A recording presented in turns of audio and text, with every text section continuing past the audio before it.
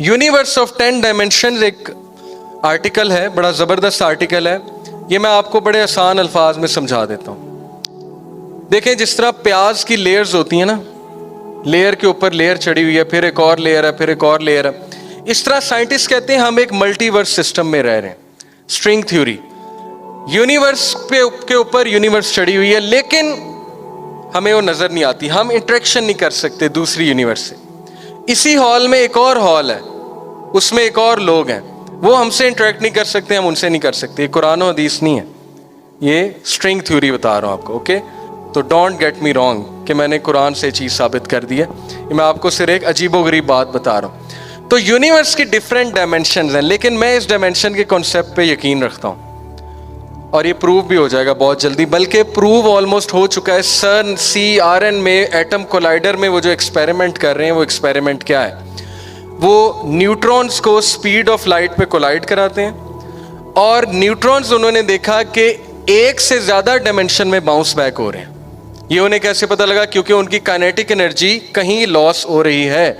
तो इससे साबित हुआ कि एक से ज़्यादा डायमेंशन दुनिया में है, लेकिन ओझल है नज़रों से। ये सारे एक्सपेरिमेंट्स किस लिए? खोलो उन डायमेंशंस को, उन गेटवेज को खोलो, वी वांट टू सी कि उनमें है क्या। ओके, ये बहुत लंबा लेक्चर हो जाएगा अगर मैं आपको साबित करने लग जाऊं कि वो किस तरह खोल रहे हैं इन डायमेंशंस को वगैरह वगैरह। Anyway, come to it. But universe of 10 dimension, मुख्तलिफ डायमेंशंस हैं, कुछ इस डायमेंशन में, कुछ किसी और डायमेंशन में है। और इसकी मैं आपको अब कुरान से एक आयत सुनाने लगा। अच्छा, ये क्रॉनिकल्स ऑफ नार्निया तो देखी होगी बच्चों ने, इसमें भी वार्डरोब के पीछे एक और दुनिया होती है। ओके, तो ये मैं नहीं छोड़ रहा, ये हॉलीवुड की मूवीज़ ये डायमेंशंस की बातें करती हैं। मैंने आपको जो है वो मॉन्स्टर्स इंक से दलील दी।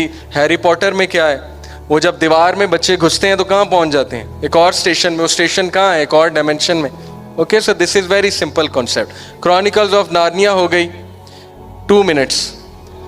अच्छा, इसी आयत का अगला पोर्शन, ये जो मैंने आपको सुनाया ना, अगर हम कोई दरवाज़ा खोल दें और ये उसमें चढ़ने लगें, वलक़द जअलना फ़िस्समाई बुरूजन व ज़य्यन्नाहा लिन्नाज़िरीन, बेशक हमने आसमानों में क्या रखे हैं? किस लफ्ज़ का जिक्र है? बुरूजन। बुरूज क्या होता है? बुर्ज अल खलीफा का क्या मतलब है?